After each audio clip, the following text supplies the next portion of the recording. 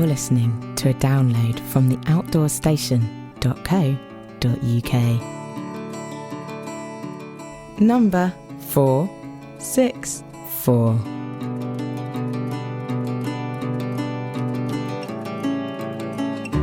Hello and welcome back to the Outdoor Station, and this the first of a 3-part series which covers our 7 days walking on the Skye Trail in May 2018.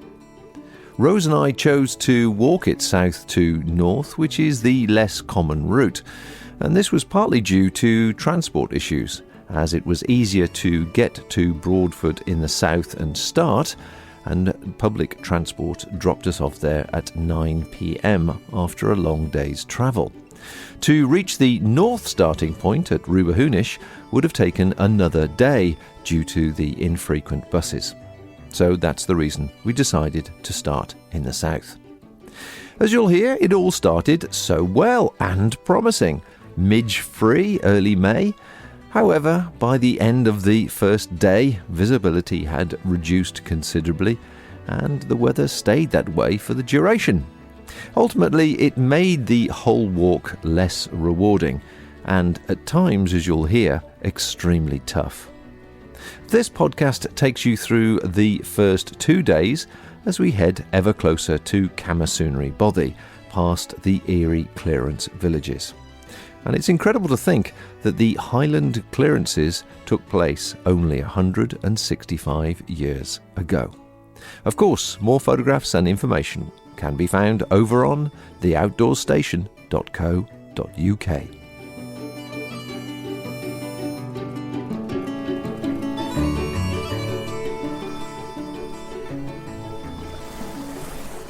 The Isle of Skye conjures up wonderful, magical images, such romantic images as Bonnie Prince Charlie and his escape from the mainland.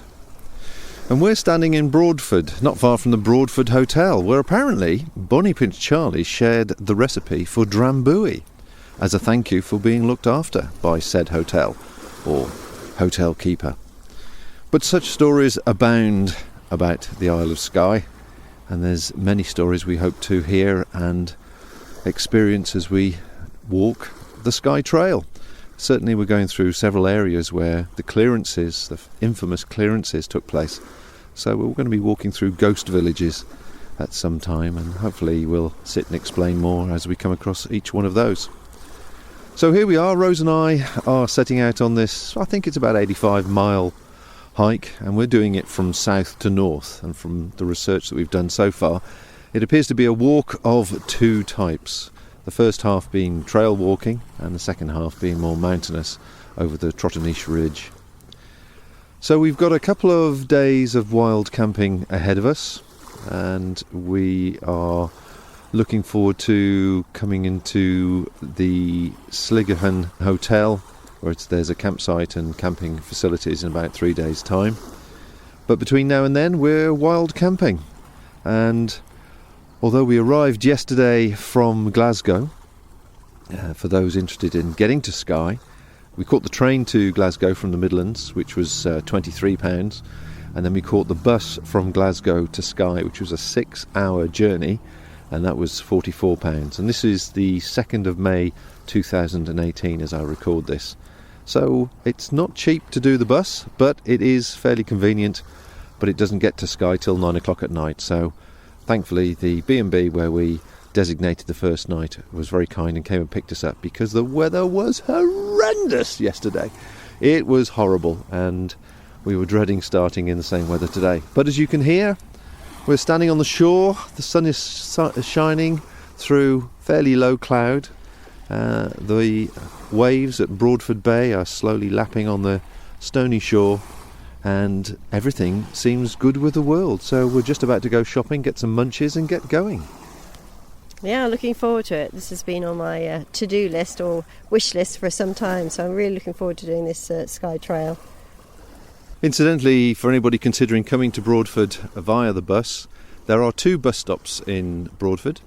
The first one, or the main one, is the post office bus stop. That's the one you need to aim for, because the second bus stop is much further out of the village, and the village is a really spread out village. There must be at least 2 miles or 3 miles between bus stops, which actually would be pretty tortuous. So if you ever do book a ticket to or from Broadford, and then you're looking to stay in Broadford at one of the B&Bs or hostels that are in the village, then always aim for the post office end. That's a top tip.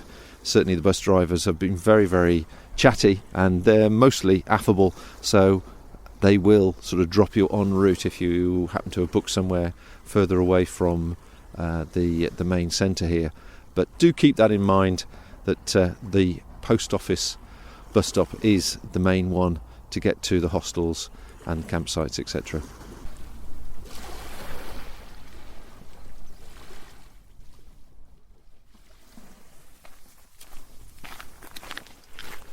And so we're finally on the trail. Just under a kilometre outside Broadford. The track leaves the road to Elgol, and it's signposted soonish. I think it's 10 kilometres, it said. And we've struck lucky at the moment regarding the weather, and I don't want to talk about it too much in case it changes. Well, I will. Blue sky, yay!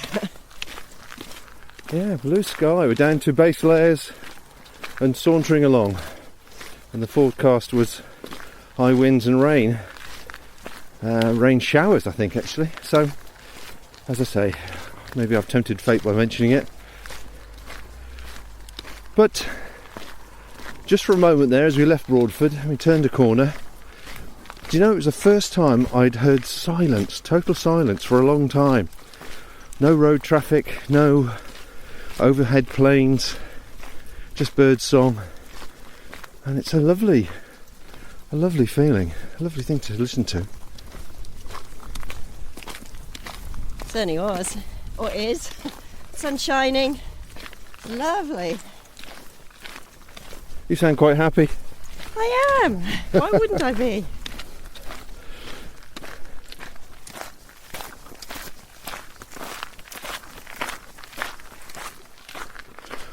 We've already met probably about 3-4 couples in the supermarket who are buying their provisions, like us, who are doing either the trail or sections of it, so I'm sure we'll speak to them as we go along again and hopefully make better acquaintance.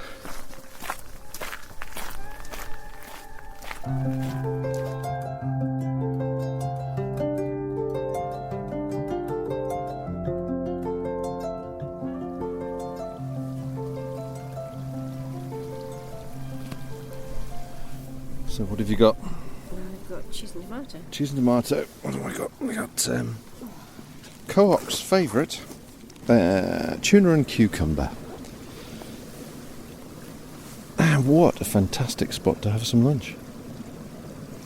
It's beautiful, isn't it? Really gorgeous. We've still got blue sky, sun, dropped out of the wind, rushing stream.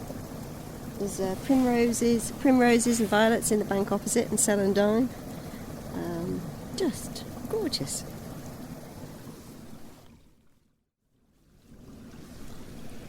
It's a very restful place to sit for lunch. Certainly, as Rose has already said, the weather's glorious, much better than expected. And we made our way along the track, the old railway line in fact, or partly the old Skye railway line, to Portree. And it too was one of the villages cleared out during the infamous Highland clearances of 1853, so that's 165 years ago. And as a result of Lord MacDonald clearing the land of homesteaders to make way for sheep. And it's quite an eerie place. I mean, it's beautiful to look at. You certainly, as you come down from the path and you see all the remaining walls and frames of the houses are all still, quite a few of them are actually still above head height, the walls, lintels above the doors, and they set fire to all the properties apparently, so they would have had presumably beams and hay roof or something like that. And inside the buildings there's sort of evidence that, as was the way with this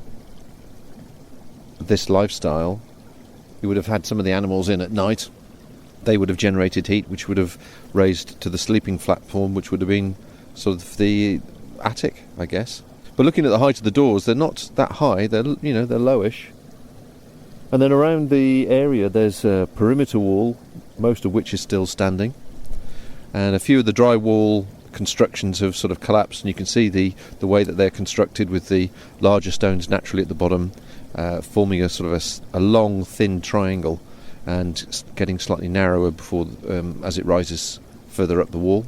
And the centre of the wall was filled with gravel and shale, which of course would have given the outer stones a bit more stability, but prevented drafts and, well, I suppose larger vermin or whatever, but certainly drafts through the side of the walls. So they're a handsome construction, and as we came down off the path, I think we probably easily counted 20 or so.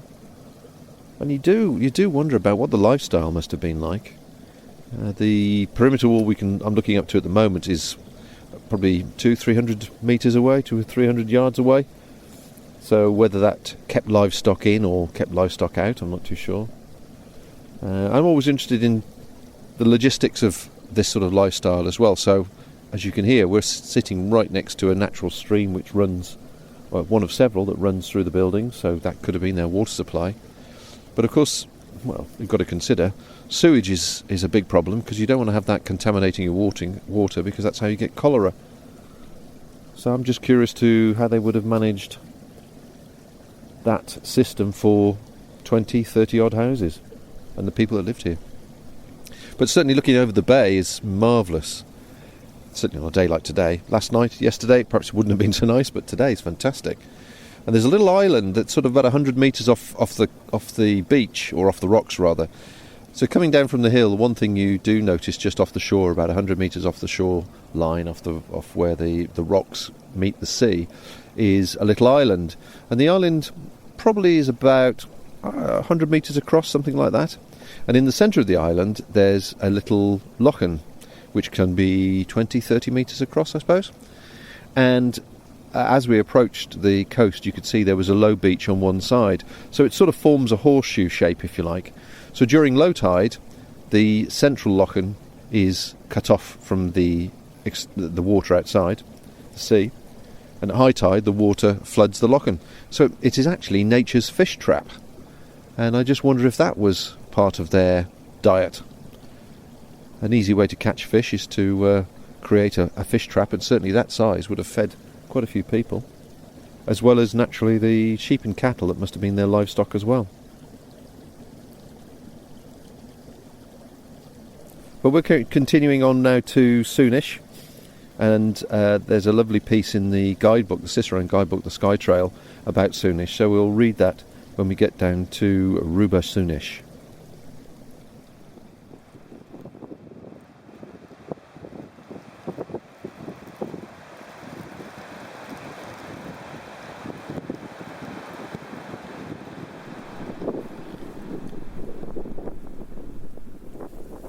It's almost 6 o'clock now as I record this, and we had a spectacular last hour or so. We continued from Boreg round to Soonish, where the second clearance settlement was. And I must read you a piece in a minute from the guide, where in fact the clearances were recorded by a geologist who was in the area at the time, and it makes you think. We were certainly walking along the same road that these families were being evicted on, and having read that before we walked on the road was a powerful moment. But we continued, as I say, between the two clearance villages, and the path goes right down to sort of rocky cliffs and the beach. Not too bad, but in bad weather might make you feel a bit nervous. But otherwise, a fairly pleasant walk. We were very lucky with the weather. A few squalls sort of came in and went. By the time you got your waterproofs on, it had gone away. But as we got closer to Torrin, before we get to the roadside, I had considered a couple of spots, looking at the map, thinking that might make a reasonable wild camping area. As I suspected, most of this area that gets closer to Torrin is fenced with livestock, and the path takes you around the perimeter. So it's sort of not encouraged. However, if you go inland, then obviously there's more opportunities for wild camping. Anyway, as we sort of got closer to the parking area at Camas Malag, another squall came in, and this time it was serious. It wasn't messing about, and we could feel the temperature drop quite significantly. The wind picked up quite significantly, and literally we said, right, we are going to boil camp up on that bank up there, and we took a few steps and went up there. And by the time we got to the rise, which is only 100 metres off the main track, I guess, it was hammering down and the wind was biblical. We just managed to get our waterproofs on, and it was one of those moments of, right, what are we going to do? We need to get the tent up fairly quickly, and it was blowing a hoolie. So we went through the experiment of putting up the Hex Peak F6 in a hoolie, and it worked relatively well. So once we got the main shelter up, we just dived inside and rested for a bit, and thankfully the weather died down after about 10 or 15 minutes, so I managed to put the inner up. But I think Rose wanted to join in. You were heroic, sweetheart. It was one of those occasions when it is absolutely torrential and your hands are cold, you can't feel the pegs, the material's flapping in your face, and you're scrabbling around to see what you're trying to do. But it was the temperature drop, wasn't it? I mean, it must have dropped 10 degrees just within minutes. It was phenomenal. Yeah, it was sort of shaking so quickly. It was It's very sobering, really, isn't it? It just makes you realise that that's all it takes. Yeah, definitely. And as charming as Skye's been to us today, the lovely weather, fantastic walking, blue skies, a few blustery squalls, as I say, all of a sudden it came out of nowhere, and it's like, this is serious now. But that's what all this sort of gear is for, and that's what preparation and planning is all about, really. So it's, as I say, 6 o'clock now. And we're just preparing supper, and as you can hear in the background, the weather has died down completely and the sun has come out once again. Yeah, it's quite cool though, the wind's still going, isn't it? So but it's been spectacular views. Really, just I had anticipated that it would be, but they're beautiful, fantastic views, and we've been lucky enough with the weather to actually be able to admire them. I think the other thing that struck me today, though, was as we walked along the shoreside, just how much plastic and rubbish had been swept up onto the beaches. With the Blue Planet, focus of plastic in the world, I've certainly become much more aware, and I was stunned actually with how much the rubbish there was on the beaches. Such a shame. Well, I read somebody's report who have done the Skye Trail, and they said it's actually considerably worse round by Camasunary Bothy, which is where we're going tomorrow. Really? So so it'll be interesting to see how it compares, but certainly you can see how the weather and the tides bring it into that area. But you're right, there was a considerable amount. However, got supper on the go, dehydrated pasta tonight, and that's now sitting in the pot cosy, reconstituting nicely, so I'll just give it a blast in a minute to reheat it to boiling, and we'll scoff it out the pan because we deserve it. But anyway, I'll just pull out the book and read the piece to you about the clearance, because that's quite moving. Soonish was forcibly emptied of its tenants as part of the Highland clearances in 1853. It gained notoriety because of the witness testimony of geologist Archibald Geekie, who was visiting the area at the time. He recalled, "A strange wailing sound reached my ears. I could see a long and motley procession winding along the road that led north from Soonish. There were old men and women too feeble to walk who were placed in carts. The younger members of the community on foot were carrying their bundles of clothes, while the children, with looks of alarm, walked alongside. A cry of grief went up to heaven. The long, plaintive wail, like a funeral coronach, was resumed. The sound re-echoed through the wide valley of Strath in one prolonged note of desolation."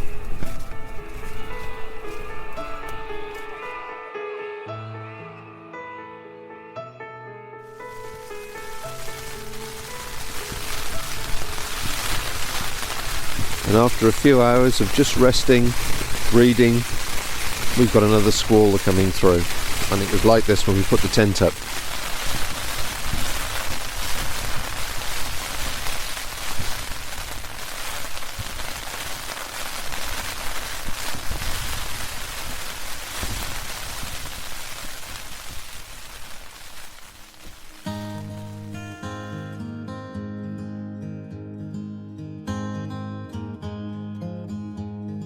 This podcast is brought to you by backpackinglight.co.uk, a small UK independent helping you save weight and enjoy outdoor life more.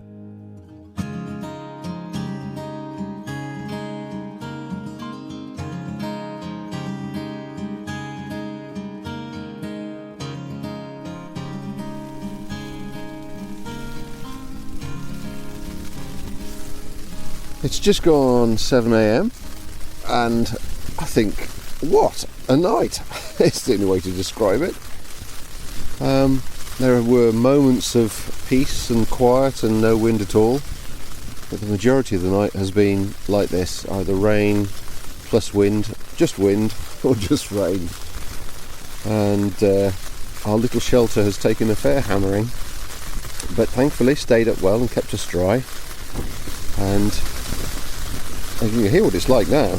Everything is moving. And on top of that, during the peaceful moments, the grouse decided to serenade us with their calls all night long. So between the wind, the rain and the grouse, it's been an entertaining night. But we've decided, rather than cook breakfast that we'd normally do and have a brew, just because of the sheer power of the wind, it wouldn't be particularly safe. So we're going to slowly pack up and wait until the next dryish spell, or when the wind drops slightly, decamp and then head round. Now there's a blue cafe, I think they call it, which is just a bit further around the bay, but we might be too early for that. Failing that, I think there's some kind of cafe around at Elgol, which is some distance. It's not going to be in time for breakfast, but we'll see if we can make it down to the Blue Cafe and keep our fingers crossed we can get some shelter and perhaps a tea and a bun there. Failing that, we'll keep our fingers crossed the weather will do what it did yesterday, suddenly cheer up and we can have a brew and make some porridge.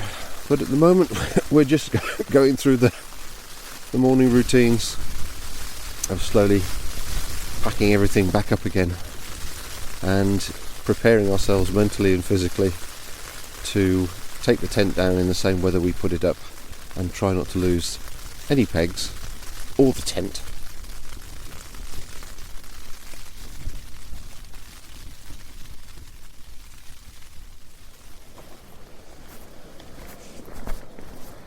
It's not long gone 8 o'clock, and as you can tell we've broken camp in between the wind and the rain. Just managed to get everything down in one piece before it started again. And we're now walking along the loch shore, spotting a lovely big green sort of flat area that would have been possibly better as a campsite overlooking the bay, but it would have exposed itself to the wind. Oh, the rain's coming in again. Exposed itself to the wind. So maybe we didn't do too bad last night, Rose. No, I think not too bad at all. We just met a shepherd along the way and asked him about the weather because it's raining and miserable now, and he in his broad Scotch accent sort of indicated that apparently at midday the weather changes. So we're looking forward to that. Just 4 hours to go. It's bracing stuff though, isn't it? Is that what you call it? Yeah, Okay. Yeah, bracing stuff.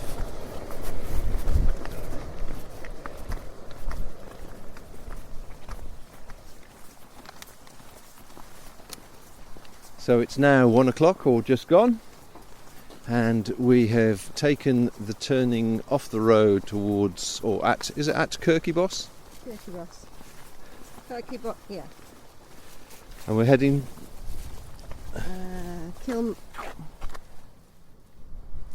Kilmarie, and then that takes us down to Spa Cave, and then we take the road across to Elgol. Apparently there's a nice waterfall on the way, following the coast. Excellent. And as you can probably hear in the background, the weather has improved significantly. We've still got all our waterproofs and layers on, but this morning was just one of those miserable days. It was horrible. Yeah. Real TGOC weather. Yeah. And certainly the wood that the path takes you through, although fairly boggy underfoot and as expected in that weather, we were just saying that during the mid-season that would be absolute hell, wouldn't it? Oh, it would be horrible, it really would be. Just a steady climb, and then they'd done all the forestry work, and coming down it was just a complete mud bath. Deep tractor trails and ditches like the Somme, so you had to pick your footing very carefully over the ripped up tree roots. But that's forestry, I guess. But unfortunately there was no other way around it. So anyway, things have cheered up weather-wise, so our spirits have lifted, and we've heard of really good things about a cafe at Elgol, and possibly a camping spot right next to the cafe, and toilets. It's all starting to sound very luxurious while camping. Yeah, we were disappointed when we got to Torrin. I was hoping to get a cup of tea, because we haven't had a cup of tea yet, because it was too windy to cook this morning, and there was it a Blue Shed? The Blue Shed Cafe, yeah, but it didn't open until 10:30, and we stood there at 10 o'clock outside like drowned rats, put our biggest, doughiest eyes on, and they were like in the kitchen. Yeah, they acknowledged us. Yes, they could see us. They weren't going to wave. They weren't going to look. You can't come in and sit down and get out the weather. No, we don't open until 10:30. So we just wandered off, didn't we? We did. Sat in the body bag under the bridge. Had a snack. Like a couple of saddos. But we've met probably half a dozen other walkers, either en route with us or walking the opposite direction. I would say, apart from those last three, all were Europeans. Yeah, definitely. Czech, French. I think that chap we spoke to this morning was Italian. Wasn't there a Dutch-speaking French-Belgian man as well? Yeah, a very strange accent. We just passed a German lady who is laden. My word, and she's on the same route as us, but her pack cover indicates that she's got everything, including the kitchen sink, underneath there. But as you can probably tell from the tone of my voice, yeah, things are better. We've cheered up, and things are looking brighter. We can see the other side of the bay now, where we actually walked yesterday. Although the cloud is low, nothing is particularly threatening at the moment, which is encouraging. So, Elgol in 10k. Is it 10k we said? Yeah, about 10k. So we're looking forward to a mid-afternoon lunch, and Rose is gasping for a cup of tea.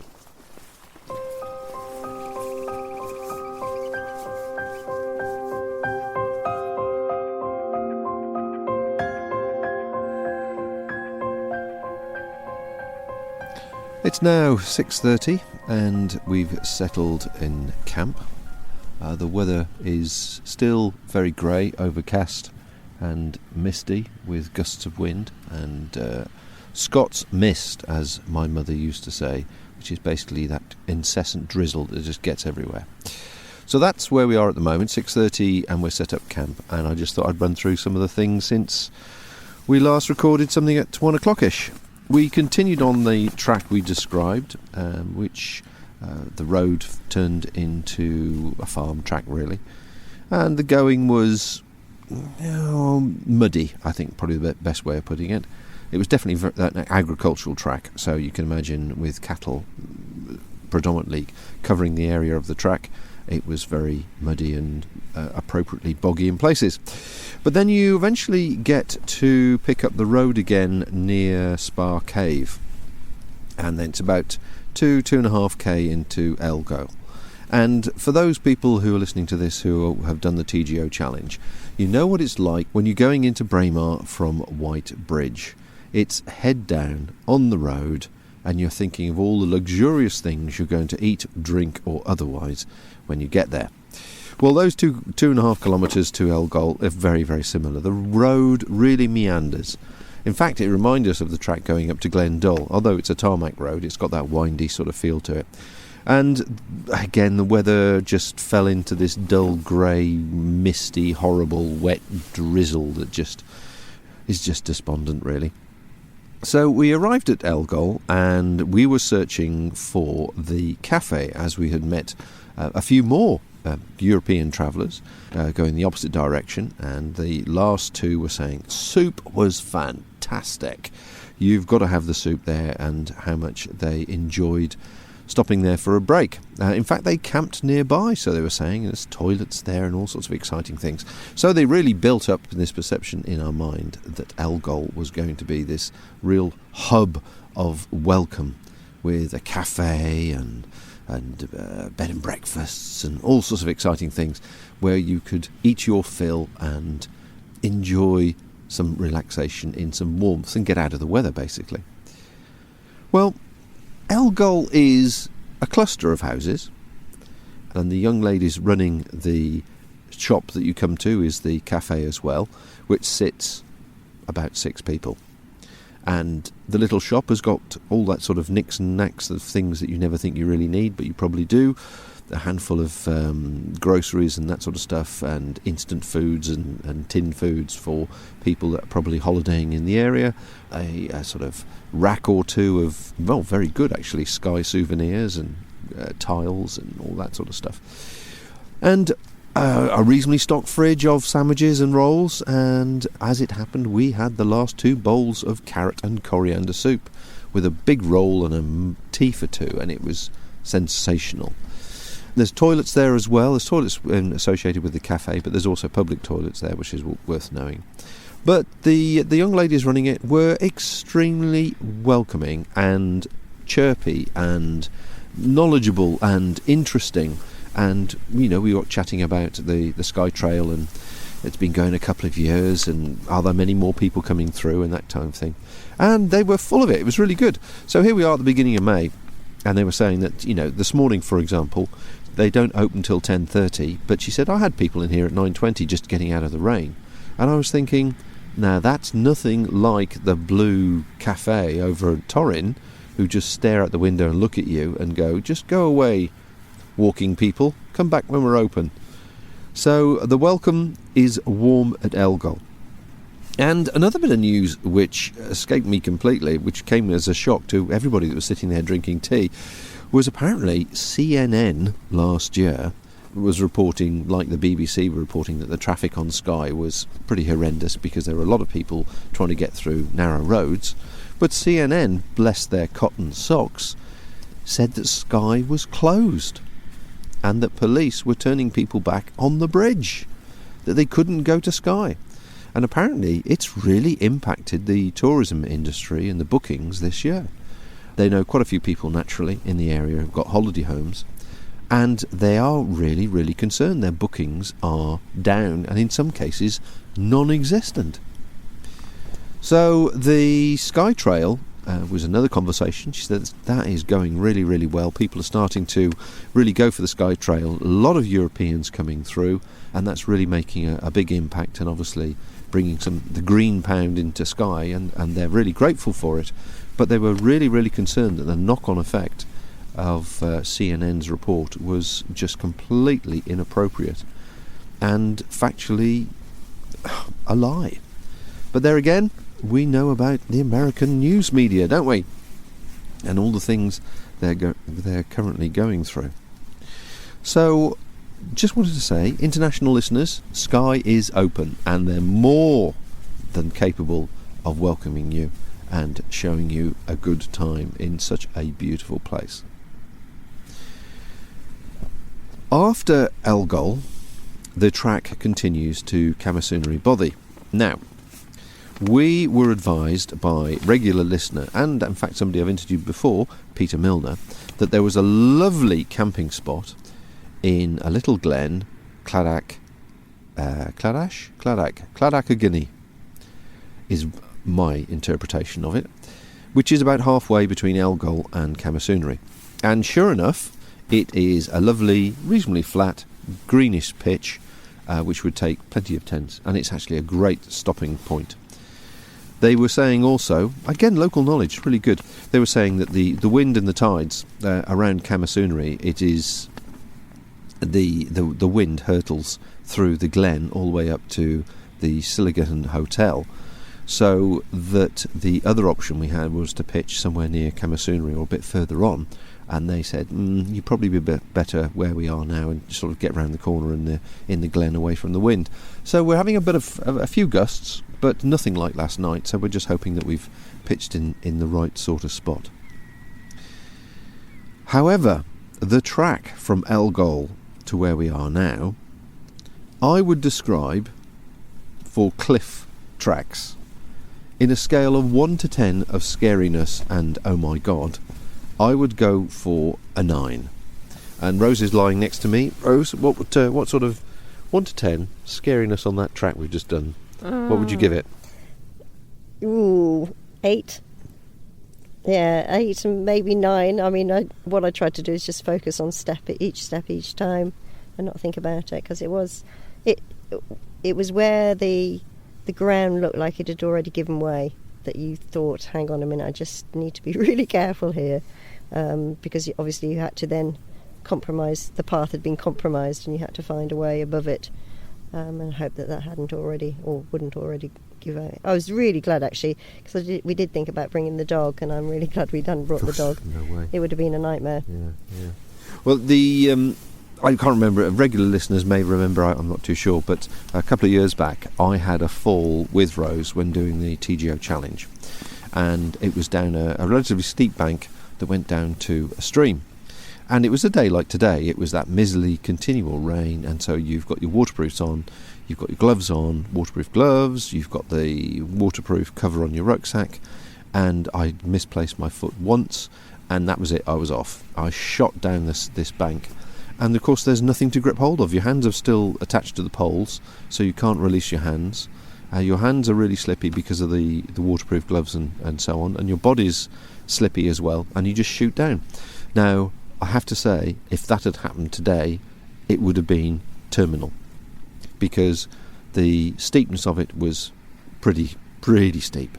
And if you have a look at some of the pictures on the podcast page, or the video that I'm going to do as well, you'll probably get more of an idea. But there's sort of 20-30 metres of steep heather, and then it just stopped and it was a cliff, and there must have been a good 50 to 80 metre drop straight down to rocks. So if anybody slips, that's it. It's terminal. So yes, it did put the wind at me, particularly because of that past fall. Now, looking at the path from here to Camasunary, I think there's a couple of areas which are similar, and as Rose quite rightly says, it's one of those things that you take one step at a time. You don't look down and see what could happen if you go wrong, because Sod's Law will say that the next step could be your final one.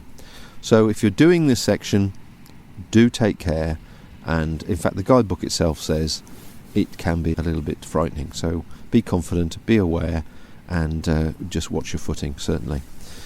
Ideally do it on a nice sunny day and you won't even consider the problem, but certainly when you've got slippy waterproof clothing on, it's something that is at the forefront of your mind. So we're settled. I think I've covered most things I wanted to say. It's been a bit of a disappointing day weather-wise. Distance, we were just discussing that. I think we've probably done about 25k today. And we're actually not sure if the kilometres on Skye are slightly longer than the kilometres in the UK, because things seem to be taking an awful lot longer to get from point A to point B. Oh yeah, one thing I did want to say.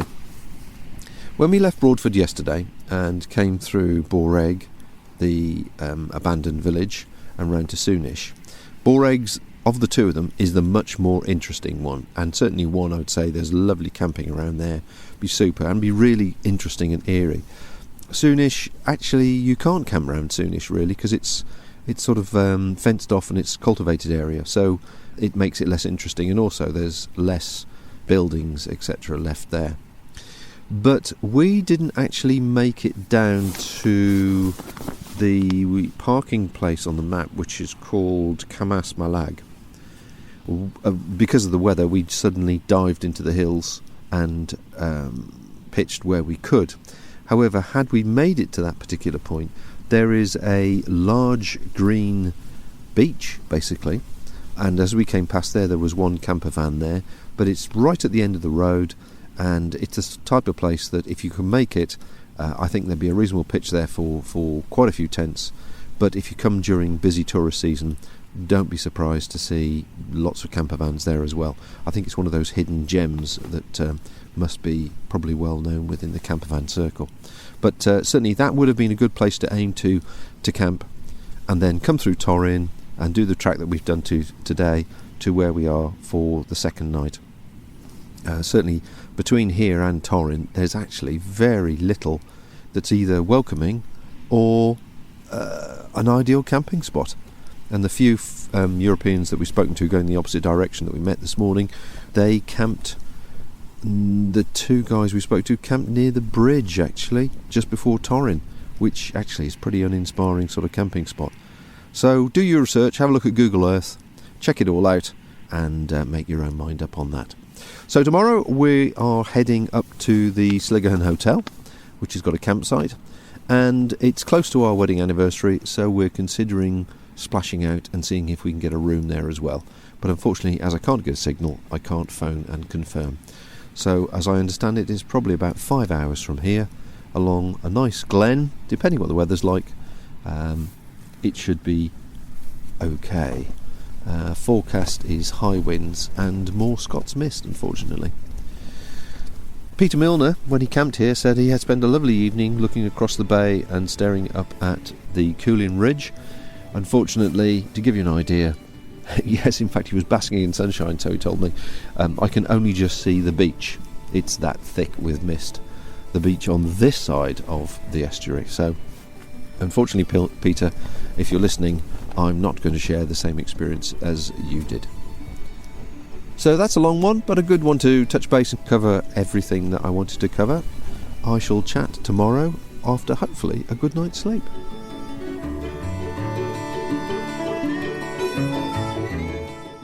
Thanks for listening to part 1. Please let me know if you enjoyed it and leave a comment over on the Outdoors Station website or any of the social media links you see. Comments are always welcome. I also recorded a video of the trip, and this will be compiled sometime over the next few months, so you'll get more idea of the terrain and our particular journey. Part 2 will see us travel past Camasunary to Sliggerhan and then on to Portree, the capital of Skye, where we met a lady now known to us as the Angel of Portree. You'll hear why next time, and so until then, bye for now. Thank you for listening to this podcast. To hear or see more from our extensive free library, please visit theoutdoorsStation.co.uk.